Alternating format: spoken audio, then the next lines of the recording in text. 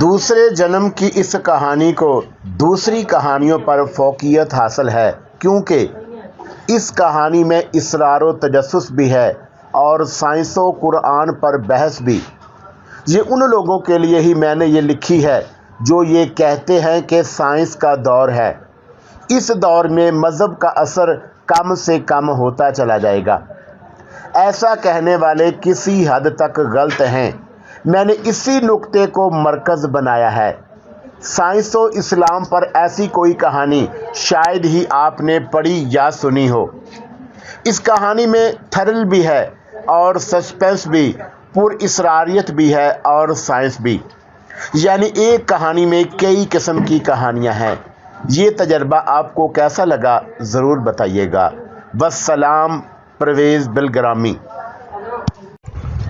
السلام علیکم دوستو، پیش خدمت ہے دوسرا جنم ایپیسوڈ نمبر 16۔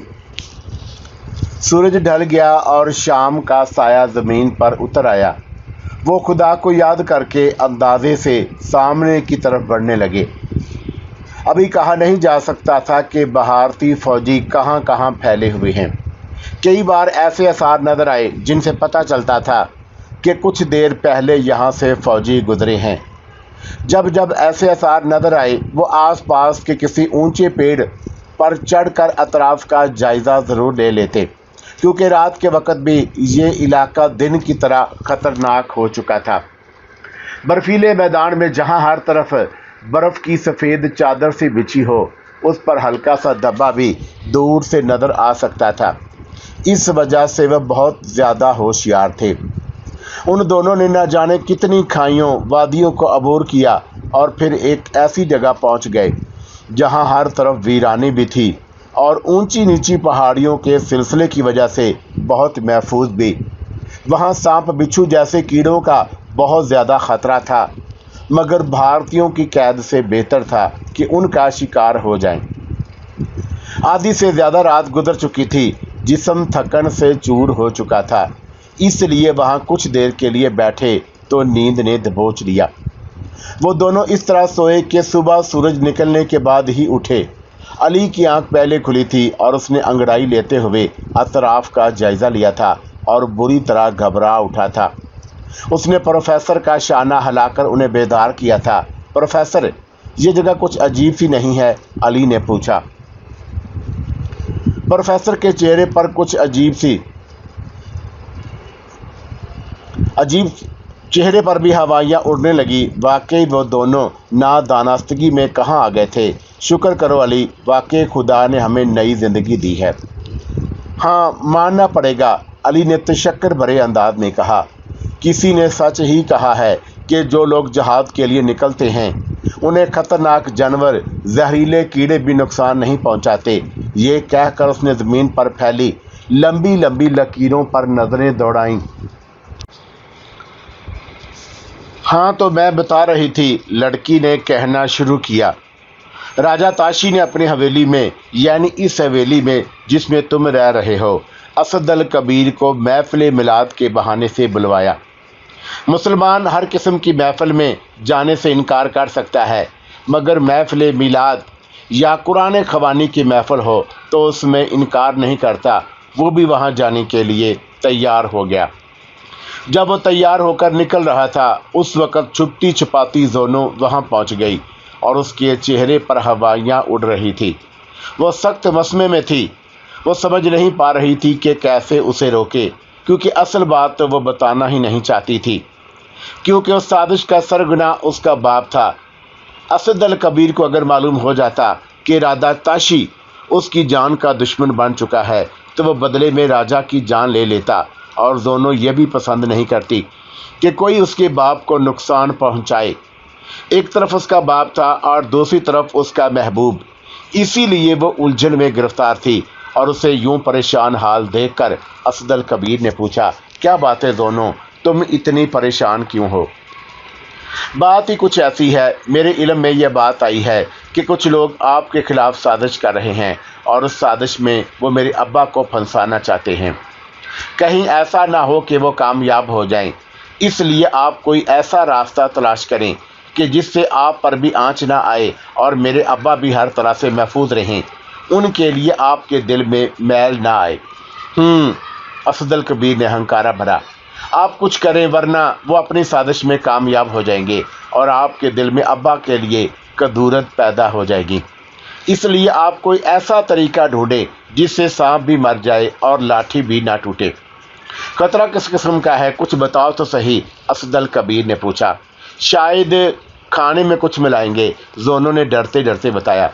فکر نہ کرو، میں زہر کا توڑ لے کر وہاں جاؤں گا، اسد الکبیر بولا۔ اپنی بات اس نے سچ کر دکھائی۔ محفل میلاد کے بعد دفتر خوان جب بچھا اور وہ خوان سجائے گئے تو رسم کے مطابق ایک ایک سینی میں 4 شخص کھانے کے لیے بڑھے۔ ایسا صرف اس لیے کیا جاتا تھا کہ ایک برتن میں کھانے سے محبت بڑھتی ہے، گاؤں کے لوگ ایک دوسرے کے بھائی بن کر رہیں۔ اسی خیال سے دعوتوں میں ایک پرات میں کئی آدمیوں کو کھانا کھلایا جاتا تھا، مگر یہاں معاملہ الٹ تھا۔ محفل کے شرکاء تو رسم کے مطابق کھانا کھا رہے تھے، لیکن اسد الکبیر کو الگ برتن میں کھانا دیا گیا۔ اس بات پر اسد الکبیر کے دماغ میں خطرے کی گھنٹیاں بج اٹھیں اور اس نے فوراً اپنی جھولی سے زہر مہرہ کا پیالہ نکالا اور اس میں کھانا لے کر بیٹھ گیا۔ زہر مہرے کی خاصیت یہ ہے کہ جیسے ہی اس میں زہر جاتا ہے وہ اپنی شکل بدل دیتا ہے۔ اس وجہ سے عالم و عاقل کہتے ہیں کہ داہنے ہاتھ میں فیروزے کی انگوٹھی ضرور پہنو تاکہ اگر کھانے میں زہر ہو تو وہ اپنی رنگت بدل دے۔ اسد الکبیر نے پیالے کی بدلتی ہوئی رنگت دیکھی تو وہ غصے میں تن کر کھڑا ہو گیا۔ زمین پر یہ لکیریں سانپوں کے چلنے کی وجہ سے بنی ہیں، کتنے قریب سے گزرے ہیں یہ ہمارے، لیکن ہمیں کوئی گزاند نہیں پہنچائی، علی نے کہا۔ کیا اس کے بعد بھی آپ کا خوف کا اظہار کریں گے؟ واقعی ہمیں اللہ تعالیٰ نے بچایا ہے، پروفیسر نے جواب دیا۔ اب ہمیں کیا کرنا چاہیے یہ تو آپ بتائیں گے۔ اور ہم یہاں سے آگے بڑھتے ہیں، وہ اس طرف ہمیں ضرور پناہ ملے گی۔ وہ دونوں اٹھ کھڑے ہوئے۔ دور دور تک کسی انسان کا وجود نہیں تھا۔ وہ ہر جانب نظر رکھتے ہوئے آگے بڑھتے رہے۔ ان کی رفتار سست تھی مگر وہ پوری طرح ہوشیار تھے۔ بھارتی فوجیوں کے بارے میں بھی کچھ نہیں معلوم تھا کہ کم وقت کتنے فاصلے پر ہیں بھی یا چلے گئے۔ کیا وہ ساری رات انہیں تلاش کرتے رہیں گے؟ ان کے بارے میں فوجیوں کے پاس کیسی اطلاعات ہیں؟ وہ خود سے انہی سوالات کے جواب پوچھتے رہے۔ وقت گزرتا رہا اور وہ بڑھتے رہے۔ اگر علی تنہا ہوتا تو شاید اسے اتنی پرواہ نہ ہوتی، مگر اس کے ساتھ پروفیسر تھے۔ اس کے علاوہ وہ نہتا بھی تھا۔ اگر حفیظ الرحمن جلد بازی کا مظاہرہ نہ کرتا تو اس وقت کم از کم ایک پستول ضرور ہوتا، مگر اس کی جلد بازی نے سب کچھ چھوڑ چھاڑ کر بھاگنے پر مجبور کر دیا تھا۔ یہی وجہ ہے کہ وہ اپنے بچاؤ کے لیے کچھ بھی نہیں کر سکتا تھا۔ دیکھتے ہی دیکھتے موسم میں نمایاں تبدیلی آ گئی۔ ہر چند کے دھوپ اتنی تیز نہ تھی مگر برف کی وجہ سے چمک آنکھوں کو خیرہ کر رہی تھی۔ پروفیسر عثمان بڑے اعتماد سے اس کا سہارا لیے ہوئے تھا اور تھکے ہونے کے باوجود آگے بڑھ رہے تھے۔ برف کے ذرات ہر طرف پھیلے ہوئے تھے، ان کی وجہ سے چٹانوں پر قدم جمانا مشکل ہو رہا تھا۔ جگہ جگہ کھائیاں اور گڑھے تھے اور بعض جگہ یہ گڑھے انہیں پھلانگنا بھی پڑتے تھے۔ چٹانیں اتنی چکنی تھی کہ اگر کوئی گڑھا پھلانگتے ہوئے اندازے سے ذرا سی بھی غلطی ہو جاتی تو وہ گڑھے میں پڑے نظر آتے۔ صبح سے دوپہر اور دوپہر سے شام کا چولا پہن لیا۔ اب رات کی آمد سے پہلے انہیں کسی محفوظ جگہ کی تلاش تھی جہاں کوئی بہتر پناہ گاہ مل سکے۔ ان کی نگاہیں ادھر ادھر بھٹک رہی تھی۔ پھر دفتن ایک جگہ علی کو نظر آ گئی۔ اس نے پروفیسر کو متوجہ کیا اور وہ چونک کر ادھر دیکھنے لگے۔ میرے خیال میں وہ بہتر جگہ ہے، اگر رات ہو گئی تو ہمیں پناہ مل سکے گی، نسبتاً محفوظ جگہ ہوگی۔ ہاں، پروفیسر نے جواب دیا اور انہوں نے رخ بدل لیا۔ وہاں انہیں چٹانوں کی ایک چھتری سی نظر آئی تھی۔ نیچے خاصا گہرا خلا تھا اور وہ اس خلا میں اترنے لگے۔ راستہ ایسا تھا کہ انہیں اس جگہ پہنچنے میں کوئی دقت نہ ہوئی، لیکن یہ دراڑ بہت دور تک چلی گئی تھی اور دھند چھا جانے کے باوجود انہیں دوسری طرف کی روشنی صاف نظر آ رہی تھی۔ دراڑ اتنی سیدھی تھی کہ کافی لمبی ہونے کے باوجود دراڑ کے باہر کا منظر بھی صاف دیکھا جا سکتا تھا اور اس منظر میں انہیں दूसरी तरफ का आसमान भी नजर आ रहा था। गोया चट्टानों का अख्ताम था। अली के दिल में आया कि वो दौड़ कर दूसरी तरफ निकल जाए, मगर इलाका शनासा ना था, इसलिए वो लोग वहीं बैठ गए। मेरा ख्याल में यह जगह हमें बेहतरीन पनाहगाह है, हम यहाँ महफूज से आराम से रात गुजार सकेंगे। ठीक है, प्रोफेसर ने कहा और टांगे फैला कर बैठ गए। उन्हें अपने हाल पर हंसी आ रही थी। एक ऐसी शख्सियत जिसका शुमार माहरीन खुलिया में होता हो, जिसके लेक्चर्स के लिए दुनिया के कोने कोने से लोग खींचे चले आते हों, खुलिये के बारे में जिसका कहना हरफ आखिर समझा जाता हो, जिसने अपनी तहकीक से दुनिया भर में हलचल मचा दी हो, वो नामूर साइंसदान प्यादा पा जिंदगी बचाने के लिए भाग रहा है और उसने बड़ी मज़का खेज सूरत हाल क्या होगी। ऐसा सिर्फ इसलिए हो रहा है कि वो मुसलमान है। मुसलमान होने की इतनी बड़ी सज़ा कि दुनिया के हर गोशे में दुश्मनों का अज़धाम है। यकायक प्रोफेसर की जहनी रौब बह गई और मुसलमान आलम के ज़ब्बों हाली याद आने लगी। अफ्रीका के मुख्तलिफ ममालिक में मुसलमानों पर जुल्म, बूसनिया, हर्जी, गवीना, इराक, अफगानिस्तान, चिंचनिया में मुसलमानों का शिकार, BCCI को तबाह करने की साजिश, ऐसे ही बेशुमार बातें याद आने लगीं। कुछ देर के आराम ने जिस्म में नई तवानाई भर दी और फिर प्रोफेसर को खुद जहन पर छाई हुई कनूतियत से बचाना चाहते थे। इन अफकार परेशान से निजात हासिल करना चाहते थे, इसलिए वो खड़े हो गए और बोले, यंग मैन तैयार हो जाओ, हमें फिर से सफ़र शुरू कर देना चाहिए क्योंकि दुश्मन का कोई भरोसा नहीं है। कमांडर अली की थकन भी उतर चुकी थी और फिर वो ऐसी मुश्किलात का आदी था, इसलिए वह फौरन सफ़र के लिए तैयार हो गया। रात बेहद तारीक थी और हाथ को हाथ सुजाई ना देता था।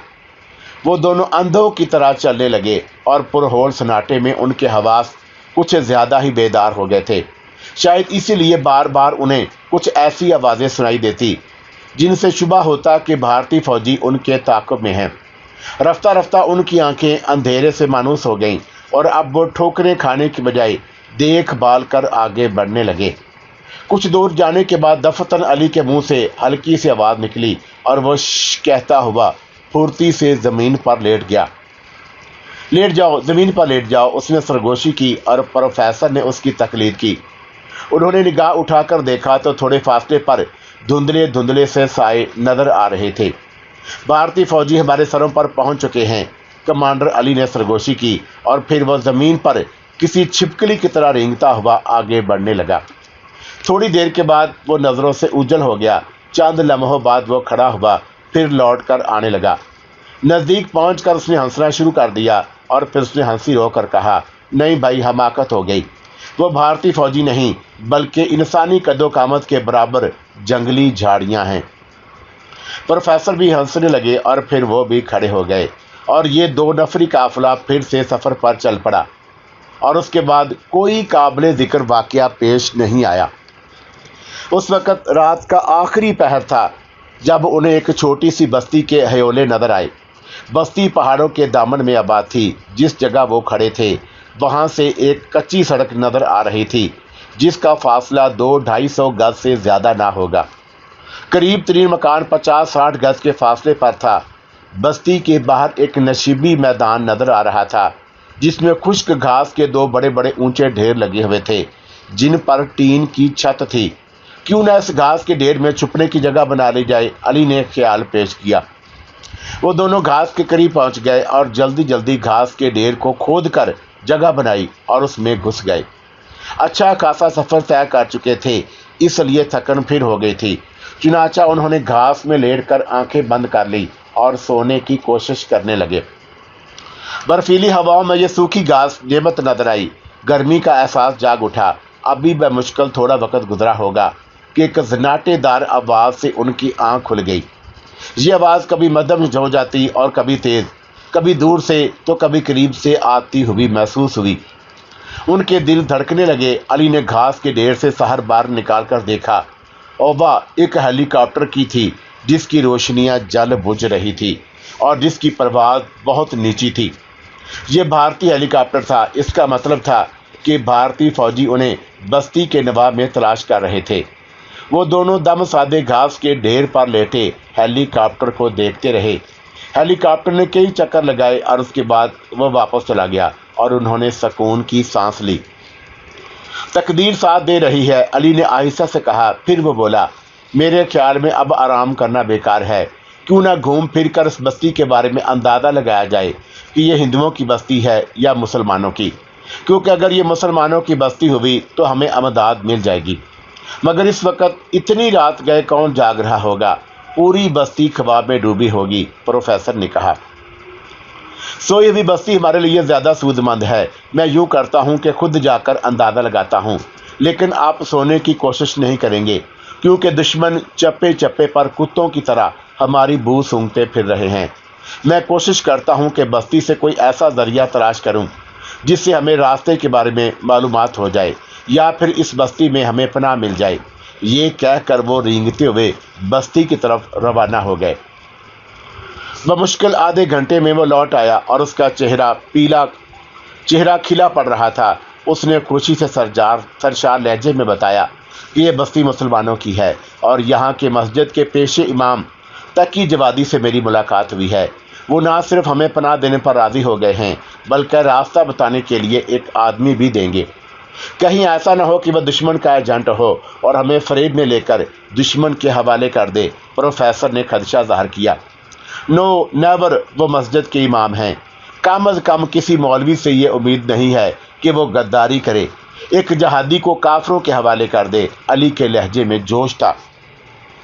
پروفیسر کو علی کا مشورہ ماننا پڑا اور وہ اس کے ساتھ امام کے حجرے میں آ گئے۔ مولوی صاحب کے چہرے پر تقدس عیاں تھا اور انہوں نے خود ہی دودھ گرم کیا اور انگور کی روٹیوں کی پرات بڑھا کر بولے، فی الحال اسی پر اللہ تعالیٰ کا شکر ادا کریں۔ روٹی کی خوشبو نے بھوک کی آگ کو تیز کر دیا۔ یہ نعمت غیر مترقبہ تھی، صبح سے ایک دانہ بھی منہ میں نہیں گیا تھا، اس لیے پروفیسر روٹی پر گویا ٹوٹ پڑے۔ بھوک چیز ہی ایسی ہے کہ سب کو ایک تار میں لا کھڑا کرتی ہے۔ پیٹ بھرنے کے بعد وہ دونوں مولوی صاحب کے ساتھ ان کی چارپائی پر بیٹھ گئے۔ گرم کمبلوں میں جسم لپیٹا تو گرمی کے احساس نے راحت بخشی۔ مولوی صاحب نے علی کے کندھے پر ہاتھ رکھ کر کہا، میرے بچے، اللہ تمہیں کامیابی نصیب کرے اور ہم جلد سے جلد آزادی کا سورج طلوع ہوتے دیکھ لیں۔ بیٹے، یہ علاقہ پاکستانی مملکت ہے، اگر 1947 میں تھوڑی سی کوشش اور ہوتی تو یہ علاقہ بھی بلوچستان کا حصہ ہوتا۔ ادھر چین ہے اور ادھر پاکستان، بیچ میں ہم لوگ غلامی کی زنجیر میں جکڑے تڑپ رہے ہیں کہ تم لوگ اپنی کوشش تیز کر دو تاکہ جلد سے جلد غلامی کی زنجیر ٹوٹ جائے۔ ابھی باتیں جاری تھی کہ کسی نے باہر سے دروازہ دھڑدھڑایا، آواز خاصی بلند تھی، ایسے لگتا تھا کہ جیسے اگر دروازہ کھولا نہ گیا تو اسے توڑ دیا جائے گا۔ پیالے کا بدلتا رنگ بتا رہا تھا کہ کھانے میں زہر ہے۔ اس انکشاف نے اسد الکبیر کی پیشانی پر سلوٹیں پیدا کر دی، چہرے پر غصے کی جھلک صاف دکھائی دینے لگی تھی۔ اس نے راجا کی طرف نفرت سے دیکھا، پھر اٹھ کر باہر نکل آیا۔ راجا تاشی نے اپنے شکار کو صاف بچ نکلتے دیکھا تو پیچو تاب کھانے لگا، مگر اس کے پاس کوئی ایسا راستہ بھی نہیں تھا کہ وہ اسد الکبیر کو چت کر دیتا۔ راجا تاشی میں بردباری تھی مگر زونو کا منگیتر جوان تھا، اسے اندر جوش و بلولا تھا اور وہ اپنی جگہ سے کھڑا ہو گیا۔ اس نے کمر سے لٹکتی تلوار کو کھینچ کر نکال لیا تھا۔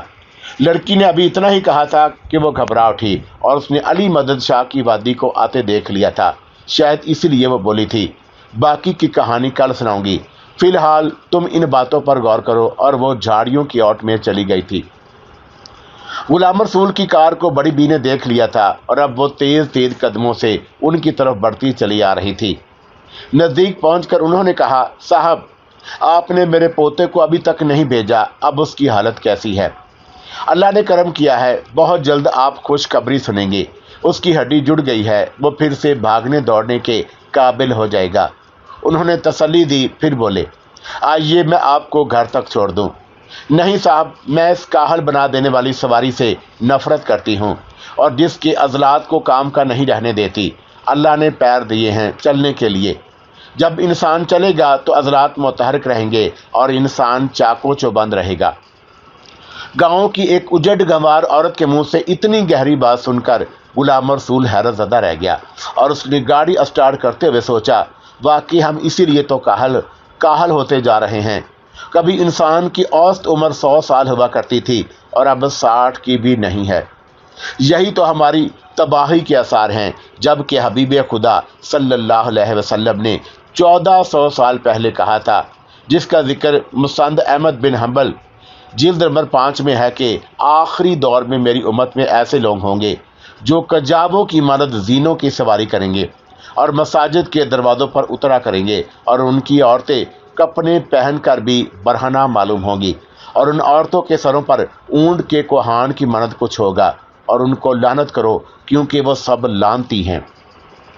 वाकई हम जीनों की सवारी यानी कई जीन की सवारी के दौर में तो सांस ले रहे हैं और खुश हैं कि हमने तेज से तेज सवारी बना ली, जबकि सूरह नहल की 8वीं आयत है, और घोड़े और खच्चर और गधे के जिन पर तुम सवारी करो और ये जीनत के लिए है, और वो ऐसी सवारियां पैदा करेगा जिनको तुम अभी जानते भी नहीं हो। अपने ख्यालों में डूबते हुए वो हवेली तक पहुंच गया। कार को पोर्च में खड़ी करके जब वो बरामदे में पहुंचा तो वहां कैथी पहले से मौजूद थी। उसने गुलाम रसूल को फिक्र में डूबे देखा तो हंसकर बोली, मिस्टर गुलाम रसूल, क्या राह चलते भी तुम फिक्र में डूबे होते हो? क्या सितारों के बारे में सोच रहे थे? मैं क्या करूं, समझ में नहीं आता उस लड़की से कैसे पीछा छुड़ाऊं। मैंने कहा ना कि वो लड़की असीब वगैरह कुछ नहीं है। राजे महाराजे हवेलियों में चोर दरवाजे ज़रूर बनाते थे। उस लड़की को ऐसे खुफिया रास्तों का इल्म होगा, वो इन्हीं रास्तों से तुम्हारे कमरे में आ जाती होगी। लेकिन अभी तो वो मुझे बाजार के बाहर मिली थी और इसी बात पर अड़ी हुई थी कि ये प्रोफेसर का दूसरा जन्म है। यहाँ आने से पहले मैं खुद भी अकीदा आवागौन पर यकीन रखती थी। यही समझती थी कि हिंदू अज़म का ये अकीदा 100% सही है कि इंसान के 7 जन्म होते हैं। मगर जब मैं यहाँ आई और तुमसे बहस शुरू हुई तो ज़हनी रुख बदल गया और मैंने उस कुफराना अकीदे पर लानत भेज दी, क्योंकि तौरात और अंजील में भी ऐसा कोई जिक्र नहीं है। कैथी ने हंस कर कहा, इसलिए तो मैं कहता हूँ कि मुझसे बहस करती रहो। गुलाम रसूल ने कॉलर खड़े करते हुए कहा, क्योंकि मैं तुमसे ज़्यादा अक्लमंद हूँ। ज़रबुल मसल है, अदब सीखा बेअदबों से और अक्ल बेवकूफ़ से। मैं यही करती हूँ। कैथी ने चोट कर दी, यानी मैं बेवकूफ़ हूँ? तुमने सिर्फ एक सब्जेक्ट पढ़ा है, साइंस, और मैंने तुमसे कई गुना ज़्यादा अजबर कर लिए हैं।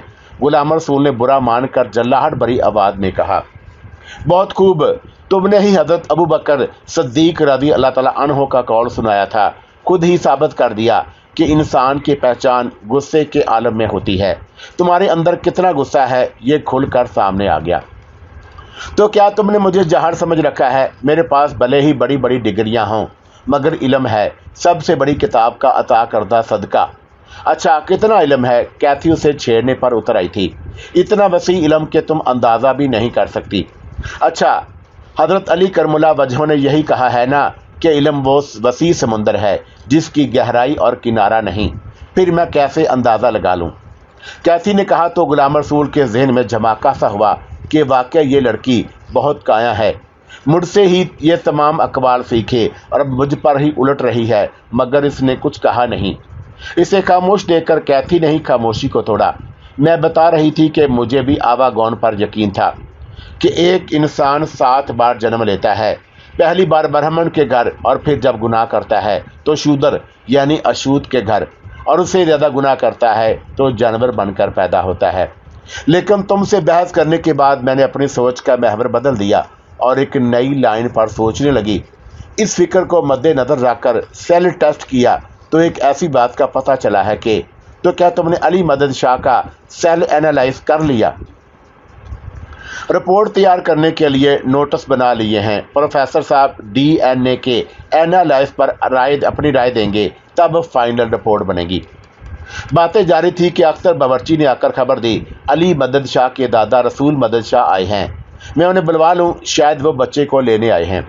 हाँ, बुला लो, क्योंकि 15 दिन बाद ही प्लास्टर उतरेगा। कैथी का जवाब सुनकर गुलाम रसूल बाहर चला गया और कैथी उसके कमरे की तरफ चल पड़ी जहाँ अली मदद शाह को रखा गया था। वो आंखें बंद किए लेटा हुआ था। पैरों की चाप सुनकर उसने आंखें खोल दी। अब कैसी तबीयत है? कैथी ने पूछा। अली मदद शाह खाली खाली नज़रों से उसे देखता रहा। शायद वो इंग्लिश समझ नहीं पा रहा था। उसे खामोश देखकर कैथी ने फिर वही सवाल किया, مگر اس بار بھی اس نے کوئی جواب نہیں دیا۔ کیتھی سمجھ گئی کہ ابھی وہ کلیے متحرک نہیں ہوئے ہیں، جن کی وجہ سے وہ انگلش بولنے اور سمجھنے لگتا ہے۔ وہ بیڈ کے پاس کھڑی یہی سوچ رہی تھی کہ اس کا نظریہ صحیح ثابت ہو رہا ہے۔ کلیہ ہی اس بچے کی میموری باکس کو کھولتا اور بند کرتا ہے۔ اگر نظریے کی تائید پروفیسر عثمان نے بھی کر دی تو دنیائے سائنس میں وہ نامور بن جائے گی، نوبل پرائز بھی مل سکتا ہے، کیونکہ اس نظریے کے تحت انسان کلی طور پر کھلی کتاب بن جائے گا، جہاں سے مرضی اس کی زندگی کی حرکات و سکنات کو پڑھ لیا جائے۔ وہ سوچ میں گم تھی کہ دروازے پر آہٹ ہوئی۔ کیتھی نے مڑ کر دیکھا، غلام رسول بڑے میاں کو سہارا دیے اندر آ رہا تھا۔